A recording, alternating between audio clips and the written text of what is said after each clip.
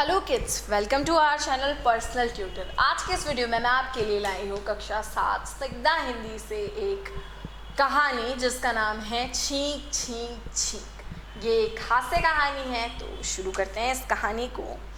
एक समय की बात है, बहोरनपुर नामक गांव में मनोहर नाम का एक व्यक्ति रहता था। उसकी आयु यानी कि उसकी उम्र लगभग 70 वर्ष की थी। 70 साल के थे वो, लेकिन था एकदम स्वस्थ। वो कैसे थे? एकदम स्वस्थ थे, कभी छींक तक नहीं आती थी उसे। उसके 2 बेटे और बहुएं थीं। बेटे कमाते थे, पर घर में मनोहर का ही राज चलता था। उसकी मर्जी के बिना पत्ता भी नहीं हिलता था। तो 70 वर्ष का एक आदमी था मनोहर। कहाँ रहता था? बहोरनपुर में वो रहता था। एकदम स्वस्थ था, आज तक कभी उसे छींक भी नहीं आई थी। और उसके जो 2 बेटे थे और बहुएं थीं, बेटे हैं जो वो कमाते थे, और लेकिन राज किसका चलता था घर पे? मनोहर का चलता था। उसकी मर्जी के बिना घर में कोई काम नहीं होता था। मनोहर की बहुओं को यह बात बुरी लगती थी। वे चाहती थी कि घर में उनका राज चले। बहुएं चाहती थी उनका राज चले।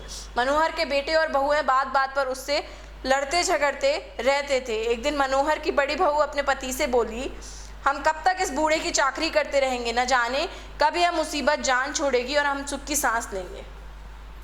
तो जो बेटे और बहुएं थे वो लड़ते रहते थे, क्योंकि बहुएं चाहती थी कि उनका राज चले। तो बड़ी बहू बोलती है एक दिन अपने पति से कि पता नहीं ये बुढ़ा कब, मतलब उनके कहने का यही था कि ये कब मरेंगे और इनसे जान छूटेगी। हम कब तक इनकी चाकरी करें या इनकी गुलामी करें। मनोहर ने बहू की यह बात सुन ली। उसे गुस्सा तो बहुत आया, परंतु उसने किसी से कुछ नहीं कहा। उसे बहुत बुरा लगा, लेकिन उसने कुछ कह नहीं पाया, क्योंकि उसने ये सुन लिया था। अब मनोहर मन ही मन सोचने लगा, मैं तो बूढ़ा हो ही गया हूँ, थोड़ी सी जिंदगी तो बाकी है, बच्चों से बेकार क्यों झगड़ा करूँ। काश आदमी को पता चल जाया करता कि उसे अभी कितने दिन और जीना है, तो कितना अच्छा होता। पंडित जी बड़े ज्ञानी हैं, क्यों ना उनसे पूछ लूँ कि मेरी कितनी उम्र बाकी है। तो मनोहर जो है उसे बुरा लगा। उसने सोचा कि मैं अपनी ज़िंदगी के अंतिम चरण पे हूँ, अपने बेटे बहू से क्यों लड़ूँ, जाने देता हूँ। उन्होंने फिर सोचा कि पंडित जी से पूछता हूँ कि मेरे कितने दिन बाकी हैं। और वो ये भी सोचा कि अगर इंसान को पता चल जाता कि उसकी ज़िंदगी के कितने दिन बाकी हैं तो कितना अच्छा होता। मैं पंडित जी बड़े ज्ञानी हैं, उनसे पूछता हूँ कि मेरी उम्र के कितने दिन और बचे हैं। यह सोचता हुआ तुरंत पंडित जी के पास जा पहुँचा। तुरंत मतलब फटाफट।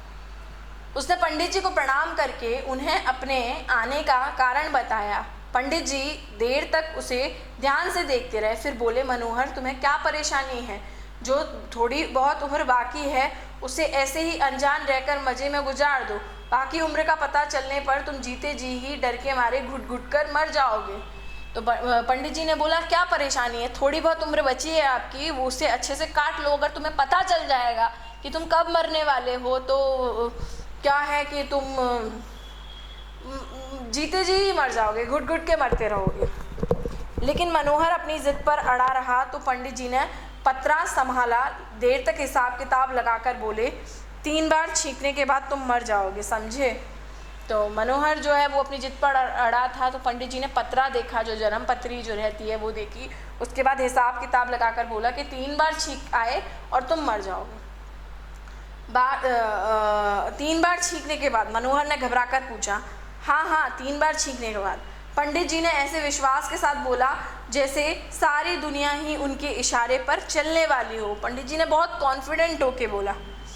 जो हर महीने 1 बार छींक आई तो मनोहर ने पूछा, 3 महीने जीवित रहोगे। अगर 1 साल में 1 बार छींक आई तो फिर 3 साल तक तुम्हें किसी का कोई डर नहीं, और 5 साल में 1 बार आई तो तब तक 15 साल तक तुम्हारा कोई बाल बाका नहीं कर सकता, और 50 साल में 1 बार आई तो 150 साल तक भी जी सकते हो। तो उन्होंने बोला, अगर महीने में 1 बार छींक आई तो तुम 3 महीने तक जी लोगे, और अगर 1 साल में 1 बार छींक आई तो तुम 3 साल तक जी सकोगे, और 5 साल में 1 बार आई तो 15 साल तक तुम जी सकते हो, और 50 साल में 1 बार आई तो तुम्हारा कोई कुछ नहीं बिगाड़ सकता। मनोहर को कुछ संतोष हुआ। वह सोचने लगा, छींकना तो मुझे है, फिर मैं छींकूंगा ही क्यों, और छींकूंगा नहीं तो 150 साल मुझे जीने से कोई नहीं रोक सकता। यह सोचता सोचता वह अपने घर आया। उसने देखा बैल भूखे खड़े हैं। वह टोकरा लेकर भूसे के कोठे में जा घुसा। वहाँ भूसे का टोकरा नीचे रखकर उसने नाक में उंगली डालकर खुजाना खुजलाने लगा, लेकिन भूसे की खुजली मिटने की बजाय और बढ़ गई।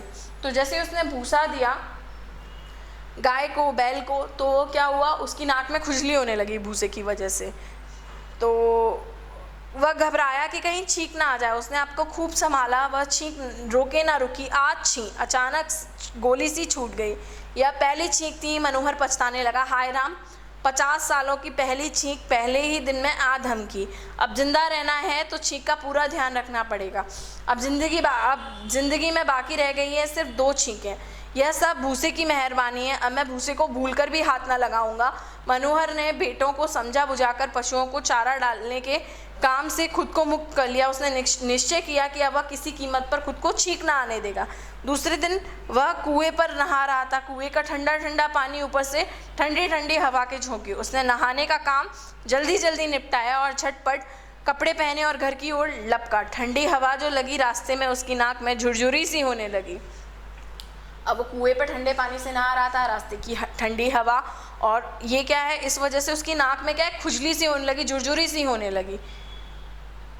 वह घबराया कि कहीं गड़बड़ ना हो जाए। उसने तुरंत अपना मुंह बंद किया, अपनी नाक दोनों हाथों से कसकर बंद कर ली।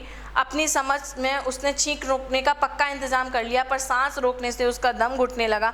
छींक और सांस के प्रबल वेग ने पलक झपकते ही सारे अवरोध उसी प्रकार तोड़ दिए जैसे बाढ़ का रुका हुआ पानी कमज़ोर बांध को तोड़ फोड़ कर धमाके के साथ निकलता है। तो उसने पूरी कोशिश करी कि उसे छींक ना आए। उसने मुंह को पूरी तरह ढक लिया, लेकिन छींक तो रोके ना रुकी, उसकी सांस भी रुक रही थी। इस कारण उसने क्या किया, छींक ली और सारे अवरोध ख़त्म कर दिए। फिर गोली सी चली, आज छींक। वह दूसरी छींक थी। जिंदगी और मौत के बीच सिर्फ एक छींक का फासला रह गया था। मनोहर के सारे बंदोबस्त धरे के धरे रह गए। जो होना था सो होकर रहा। मनोहर ने मन ही मन कहा, हाय राम, अब तो जिंदगी और मौत के बीच सिर्फ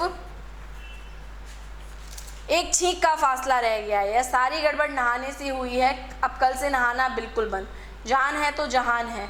भला नहाए बिना कौन सा ज़रूरी काम रुक जाएगा। 2 दिन ठीक ठाक बीते। तीसरे दिन बिना नहाए शरीर खुजलाने पर मनोहर ने कोई परवाह न की। तभी बहुओं ने उसे बताया कि घर में आटा बिल्कुल ख़त्म हो गया है। उसके दोनों बेटे सवेरे ही काम पर चले गए थे। वे शाम को देर से लौटते थे। आटे के बिना शाम को उपवास करने की नौबत आ सकती थी। विवशता के कारण अनाज का बोरा लेकर आटा चक्की पर गया। फिर चक्की के बाहर एक पेड़ की छांव में बैठकर अपना अनाज पीसने की प्रतीक्षा करने लगा। तो 2 दिन तक वो नहाया नहीं। उसके बाद बहुओं ने आके बताया कि आटा ख़त्म हो गया है, तो उसे अनाज पिसवाने जाना पड़ा मजबूरी के कारण। बैठे बैठे उसके अचानक मन में आया, कहीं ऐसा ना हो कि चक्की के मालिक उसके आटे में घटिया आटे की मिलावट कर दें। फिर क्यों ना जाकर अनाज की पिसाई अपने सामने ही करवाऊँ। वह फ़ौरन आटा चक्की पर पहुँचा। एक बड़े कमरे में आटा चक्की चल रही थी। वहाँ सांस लेना भी दूभर था, पर आटे में मिलावट ना हो जाए इसलिए वह वहीं डटा रहा। हर बार सांस लेने में ढेर सारी गर्द उसके नथुनों में भरती रही, पर ईश्वर की कृपा से कोई गड़बड़ ना हुई। तो वो अंदर जाकर बैठा कि कहीं आटे में मिलावट ना हो जाए। तो आटा जो है वो उसकी नाक में जाता रहा। आटे का बोरा लेकर वह चक्की से बाहर निकला ही था कि बिना सूचना के अचानक नाक से आछी गोला दाग दिया। यह तीसरी छींक थी। तीसरी छींक मानो मौत की घंटी। हाय मैं मर गया कहकर मनोहर खड़ा धड़ाम धड़ाम ही नीचे गिर पड़ा। वो क्या हुआ, जैसे तीसरी छींक आई ज़मीन पर लेट गया मनोहर कि मैं मर गया। उसके कंधे पर लदा आटे का बोरा भी उसके साथ ही नीचे आ गिरा। सामने से भागते आते हुए 2 कुत्ते आए। दोनों ने घूम फिरकर सूंघा और वे बारी बारी से टांग उठाकर उसको शैतानी करना चाहते थे कि मनोहर गुस्से में दांत चबाते हुए चीखा, शैतान के बच्चों, मैं मर गया हूँ तो तुम्हारी इतनी हिम्मत, काश मैं जिंदा होता तो तुम्हें दिखाता कि तुम मेरे पास भी कैसे फटकते। कुत्ते एक बार तो ठिठके, फिर उन्होंने मनोहर के पास पड़े हुए आटे की बोरे की ओर रुख किया। पहले उसे सूंघा, फिर धीरे धीरे बोरा फाड़ना शुरू किया। मनोहर पड़ा पड़ा चिल्लाया, अरे शैतान के बच्चों, तुम भी मेरे मरने का नाजायज़ फ़ायदा उठा रहे हो। जिंदा होता तो तुम्हें ऐसा सबक सिखाता कि तुम जिंदगी भर याद रखते। शैतान की औलाद कहीं की, भाग जाओ यहाँ से। तो अब मनोहर पड़ा पड़ा उन्हें चिल्ला रहा था कि अगर मैं जिंदा होता तो मैं बताता। उसका ऐसा चिल्लाना सुनकर चक्की का मालिक डंडा हाथ में लिए बाहर निकला। वह मनोहर को बाहर पड़े देखकर बोलता है, तुम यहाँ क्यों पड़े हो?